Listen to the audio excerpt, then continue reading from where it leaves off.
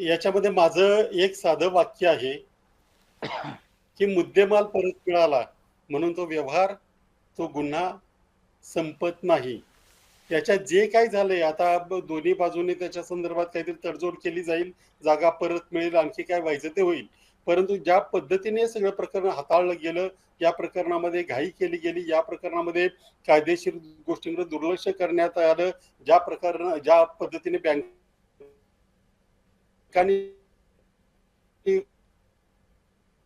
कर्ज दिलं अमालगमेंट केले, मंजूर केले, सगळं काही व्हायच्या आधीच, म्हणजे हे होणारच आहे त्या दृष्टीने सगळ्यांना खात्री होती. परंतु हे प्रकरण उघडकीला आलं आणि सगळ्यांनी विरोध केला, त्याच्यातली एक एक परत बाजूला केली. त्यानंतर याच्यामध्ये किती घोटाळा हे कळलं आणि आता सगळे म्हणतात की आता तर जागा परत दिली, जागा परत मिळणार आहे, पैसे परत मिळतील की नाही याच्यावरती तर अजून शंका आहे. कारण मगाशी मी म्हटल्याप्रमाणे याच्यातलं अग्रीमेंट टू सेल आणि सेल डीड याच्यातल्या कंडिशन कन्सिडरेशनच्या ह्या वेगवेगळ्या आहेत. त्यामुळे त्याच्यावरही प्रश्नचिन्ह आहे. बँकेनं आपला त्या जागेवरचा हक्क सोडून दिलेला आहे. आता बँकेच्या त्या पतसंस्थेच्या 70 कोटी रुपयाच्या कर्जाचं काय, बँकेने दिलं कसं आणि परत कसं केलं, म्हणजे अग्रीमेंट व्हायच्या आधी, सेलडीड व्हायच्या आधी पैसे कसे दिले गेले, का मंजूर केले, कुणाच्या दबावाखाली मंजूर केले.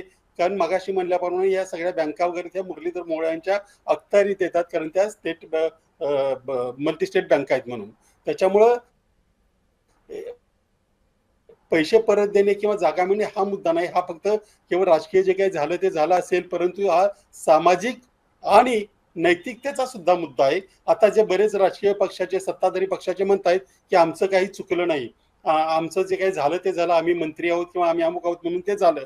इथं चालणार नाही. तुमच्याकडून हे प्रकरण उघडकीस आल्यानंतर ज्या पद्धतीनं पारदर्शकता अपेक्षित होती, ज्या पद्धतीनं जनतेच्या समोर जायला पाहिजे होतं, तसं कुणी गेलं नाही. उलट अजूनही सगळ्या गोष्टीवर पांघरून टाकण्याचाच हं, प्रयत्न चालू आहे आणि आता ट्रस्टींना दोषी पकडण्याचा प्रयत्न चालू आहे. अर्थात ते राजकीय काय व्हायचं ते होईल, परंतु सामाजिक आणि नैतिक दृष्टिकोनातून फार मोठे हं. गफलत झालेली आहे, घोटाळा झालेला आहे, गोंधळ झालेला आहे. आणि याचं उत्तर कदाचित कायद्याच्या भाषेमध्ये याचं उत्तर तुमच्याकडे नसेल, परंतु आपल्याला लोकांनी निवडून दिलेलं आहे, आपल्याला पदावर बसवलेलं आहे, म्हणून तरी तुमची जबाबदारी ठरते आणि त्या बाबतीत तुम्ही अजूनही अपयशी ठरत आहात असं मी ही आपण फार फार तर अपेक्षा करू शकतो, पण ती कितपत पूर्ण होणार हा प्रश्नच आहे सध्याच्या ह्याच्यामध्ये.